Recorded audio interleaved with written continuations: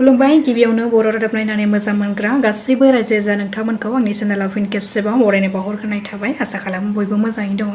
नोंथांमोननि थाखाय आं मोनसे गोदान खौरां लानानै नुजाथिफैलायबाय। आसा खालामो नोंथांमोना खौरांखौ नायनानै मोजां मोनगोन। बारग' एनडिएफबि लोगोसे एनएलएफबिनि कमान्डार आइएन चिफ एम्बाटानि बेलखौ फिन आरोबाव रेजेक्ट खालामदों क'क्राझार जिल्ला बिजिरसालिया। गुबुन मोनसे गोजाम केसखौ जाबसिन बावनानै बेल मोननायनिफ्राय गोजानाव दोनदों एम्बाटाखौ। मख'नो गोनांदि सा 36 एनआइए केस नांनानै थानाय बारग' एनडिएफबि सोद्रोमाफ्रा बेल मोननो थांगासिनो दङ। नाथाय एम्बाटानि बेल रेजेक्ट खालामनायखौ एनएलएफबिनि आफादा गोथौयै दुखु मोननाय फोरमायनायजों लोगोसे बिथांखौ थाबैनो उदां अख्राङाव लाबोनांगौनि थाखाय भारत सोरखार, आसाम सोरखारजों लोगोसे बिटिआर सोरखारनिसिम खावलायहरदों एनएलएफबिनि मासिगिरि आइबि बुंथिगोरा बिथाङा। रायजोआव फारसेथिं खरान बोथोर आरो गुबुन फारसेथिं दैबानानि जेंनाजों भुगिनो गोनां जादों गोबां सुबुंफोरा। आसामाव आबादारि सुबुंफोरा आबाद खालामनायनि थाखाय दैनि आंखालाव गोग्लैनो गोनां जादों आरो गुबुन फारसेथिं दैबानाजों भुगिदों।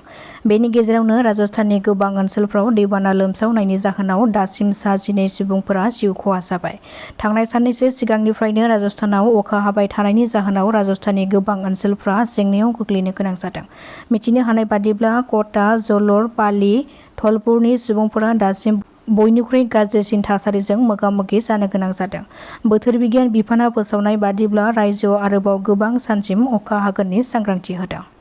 बिजनी पुलिसनि सिग्रोमनायाव हाग्रानि जुनारफोरनि बायदि अंगफोर आरो मैहुर खालामनायाव बाहायजानाय गुबुन गुबुन मुवाफोरखौ बोखांनो हायो।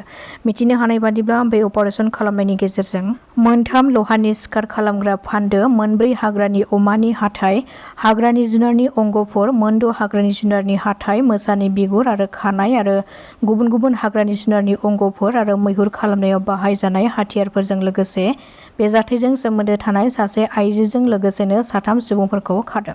हमजानाय सुबुंफोरखौ 2 नं सट लादांगुरिनि प्रदीप नार्जारी, 45 बोसोर बैसोनि, कुमारसालिनि समर सिंह बसुमतारी, 52 बोसोर बैसोनि, कानसा दैमारी, 40 बोसोर बैसोनि आरो बिनाश्री बसुमतारी मुंनि 40 बोसोर बैसोनि आइजोखौबो खादों।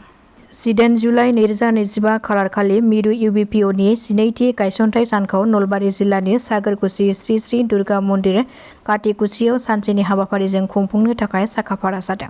बे सानजों लोब्बा लाखिनानै देग्लाय एचएसएलसी आरो एचएस आनजादाव सेथि थाखोआव उथ्रिसार जानो हानाय फरायसुला फरायसुलिफोरखौ मान बावनायजों लोगोसे थुलुंगाखां हाबाफारिबो बानजायनाय जादों। बे हाबाफारियावनो गाहाय आलासि महरै आसाम सोरखारनि सोलोंथाइ बिफाननि मन्थ्रि डक्टर रनेश पेगुजों लोगोसे बिकेडब्लिउसिनि गाहाय मावफुं सोद्रोमा मिहिनेश्वर बसुमतारी बिथांमोना बाहागो लागोन। मैया बे हाबाफारिखौ खुंफुंनो लानाय थावनिखौ बिकेडब्लिउसिनि इएम प्रणब बर' बिथाङा नायगिदिंफैनायजों लोगोसेनो हाबाफारिखौ जाफुंसार खालामनायनि सायाव खौरां बिजोंनि गेजेरजों फोरमायदों। झारखन्डआव सोलिगासिनो थानाय एन्टि नक्साल अपारेशनाव मैया फुंनि समाव आसामनि सासे जवाना मुंख्लं जायो। हादोरखौ सिबिनानै जिउ खहा जालांनाय आसामनि जवानखौ सिआरपिएफनि प्राणेश्वर कच होननानै सिनायथिनो हादों।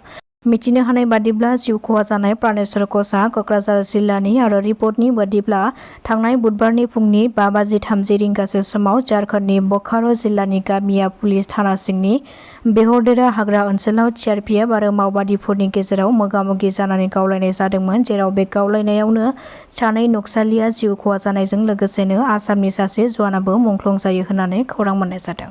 बे अपारेशननि उनाव रैखाथि बिफाना ओनसोलाव नायबिजिरनायखौ जागायगासिनो दङ होननानै फोरमायदों बोकारो जिल्लानि एसपि हरबिन्द सिंहआ।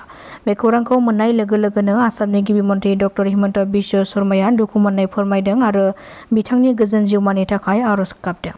चिरां जिल्लानि बिजनीआव गोबां बिबांनि आखाइजों बानायनाय हाथियार आरो बिलाथि जौखौ बोखांनो हादों आरो सासे सुबुंखौबो खानो हादों। पुलिस आरो एसएसबिआ जथायै अपारेशन खालामनानै बिलाथि जौ आरो आखाइजों बानायनाय हाथियारजों लोगोसे सासे सुबुंखौ खानो हायो। बे खाजानाय सुबुंखौ 42 बोसोर बैसोनि सुजित दास होननानै सिनायथिनो हादों। बिजनीनि 2 नं दारांगानि आनन्द बाजारनिफ्राय हमनो हायो सुजित दासखौ। मोनसे स्रोद सुलुंनि गेजेरजों संदाननानै काजलगांव एसएसबि 15 नं बेटेलियन बिजनी केम्पनि जवानफोर आरो बिजनीनि पुलिस दारांगानि 2 नं सुजित दासनि न'आव सिग्रोमनायनि गेजेरजों बेफोर आयेन बेरेखा मुवा बेसादफोरखौ बोखांनो हायो पुलिसआ।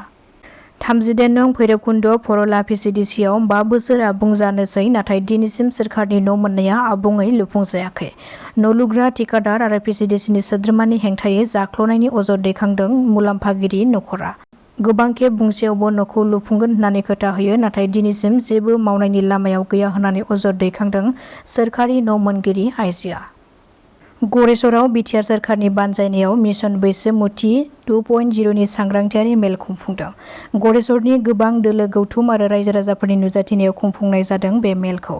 बे सावरायमेल हाबाफारिनि गेजेरजों मिशन बैसोमुथि 2.0 नि गेजेरजों हा गैजायै सुबुंफोरनो हानि पाट्टा राननाय आरो बायदि बायदि बिथिंनि सायाव सावरायलायनाय जायो।